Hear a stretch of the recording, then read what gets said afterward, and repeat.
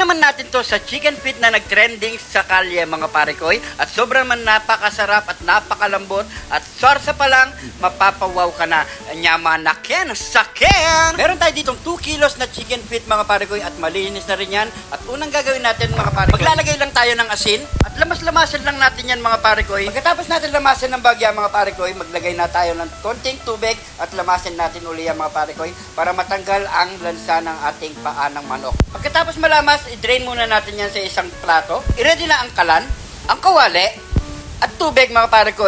Magpapainit muna tayo ng tubig. At kapag kumulo na ang ating tubig mga pare ko, maaari na natin i-blanch sa mainit na tubig ang ating mga paa ng manok mga pare ko. Pagkatapos natin i-blanch sa mainit na tubig mga pare ko at magpapainit na tayo ng mantika, then i-deep fried muna natin ang ating mga paa ng manok.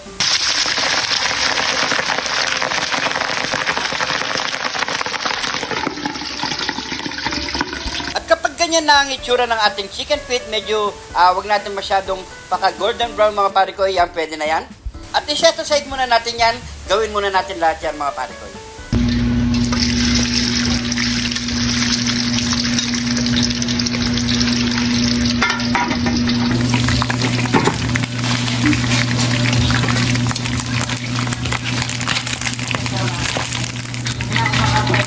Tapos natin ma-deep fried lahat yan mga pare ko.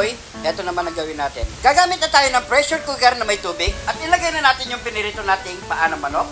Maglagay tayo ng asin at luya, pamintang nunal at dahon ng laurel. Pressure cooker muna natin ng 30 minutes yan mga pare ko, yung tamang lambot lang ng ating chicken feet. After 30 minutes mga pare ko, yan, silipin na natin yan. Yan, pwede na yan mga pare ko at i-set aside na natin yan. Pagkatapos natin mapakulo yan mga pare ko, maglalagay lang tayo ng konting yelo. Kaya pala natin nilagyan ng yelo yan mga pare ko, para lang hindi masira ang balat ng ating mga paa ng manok. At lagyan na rin natin ng konting tubig mga pare ko. At hayaan lang muna natin matunaw yung yelo sa mga paa ng manok. At mag-start na tayong mag-gisa ng sarsa natin mga pare. Unahin muna natin mag-gisa ng bawang, isunod ang sibuyas, di mawawala ang kidlat ni John TV. Maglagay na ng ketchup, at sigurado ako nanonood ngayon si Kuya Duarte TV ng taga Palawan mga pare ko. Shoutout sa'yo. Sunod na natin ilagay ang oyster sauce. Shoutout nga rin pala kay RJF TV. Siyempre pakisuportahan na po natin sila. Maglagay na rin tayo ng pamintang wasa at cayenne powder mga pare ko. Maglagay tayo para pampatagdag anghang. Shoutout din pala at syempre happy birthday kay Ma'am Donabel Argiano. Yan, shoutout sa'yo. Isunod na natin ang pampasarap, lemon juice. Yan, Mountain Dew ang ginamit natin dyan. Pwede rin Sprite, nasa inyo yan. At maglagay na rin tayo ng sesame seed. Shoutout nga pala kay Boss Dan Bondok at kay Boss Paul Cura at kay Boss Ernesto and Maria Gieb ng Hawaii at kay Ma'am Lisa Estrada. Shoutout po sa inyo lahat. At kapag nalagay na natin lahat ng mga panangkat mga pare ko, maglagay na tayo ng konting sabaw dun sa pinagkuluan natin ng paa ng manok. Nandun kasi ang lasa ng ating chicken feet. At tatakpan muna natin yan mga pare ko. Hayaan muna natin siya ng kumulo na isang beses. At kapag kumulo na mga pare ko, maaari na natin ilagay ang ating chicken feet. Ayan mga pare ko. Grabe, napakabango. Sarsa pa lang, ulam na yan mga pare ko. At haluli muna natin yan para magnuot ang lasa. Takpan muna natin yan, pakuloy muna natin ng 15 minutes hanggat sa maglapot ang sarsa. At kapag ganito na ang itsura ng ating paa ng manok mga pare ko, ayan, pwede na yan. Medyo nadudulok-dulok na yun sa ilalim. So ano pang gagawin natin yan mga pare ko?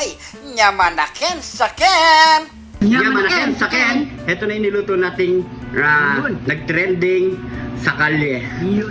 Chicken feet. Ayan mga pare ko. Yan. Pero sobrang lambot nito. Tama lang mga pare ko. Importante mapalambot natin yung laman niya at maghiwalay sa buto mga pare ko. Bago tayo kumain, pray muna tayo. Thank you Lord sa napakasarap na pagkain nito Lord. Bless my viewers namin Lord. Bless my sumusuporta sa amin Lord. Bless my family at sugar namin Lord in Jesus name. Yan. Kain na tayo. Magkapaglari kayo ng pagkain. Ayan o. Natin pare ko. Cheers. Kain po. Lambot to. Grabe. Kayang-kaya. Dali sa himayan pare ko. Malambot lang. Lambot. Solid.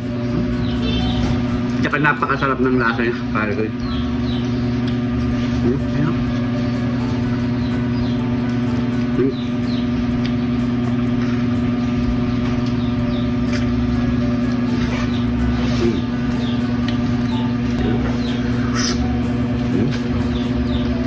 Malasa to pare ko yung ano niya. Salsa. Dada.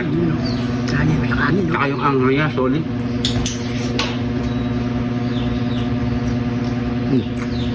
Oh.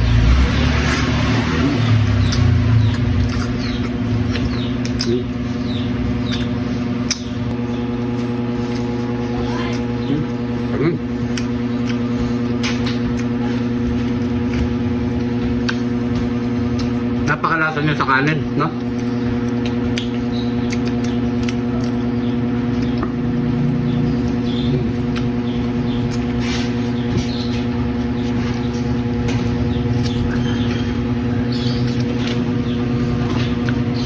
Sarap yung salsa niya.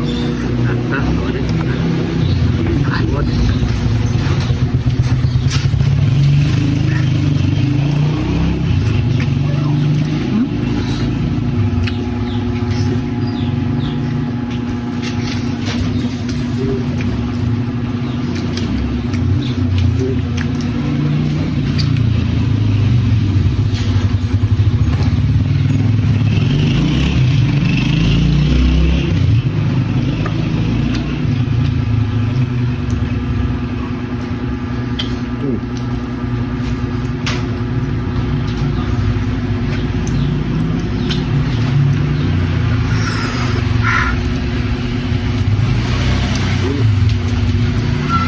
Solid ang anghang.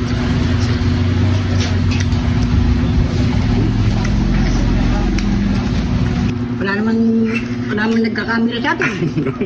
Oo nga. Gusto niya natin.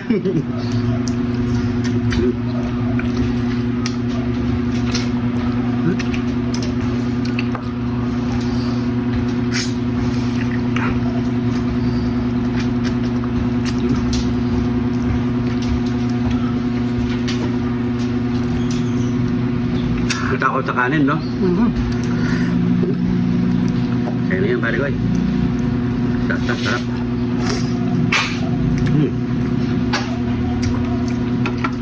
Yan. Gusto talaga.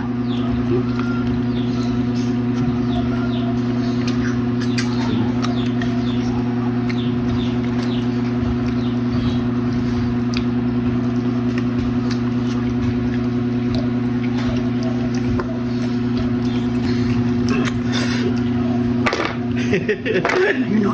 Yan ang katibayan. Yan. Inom na tayo.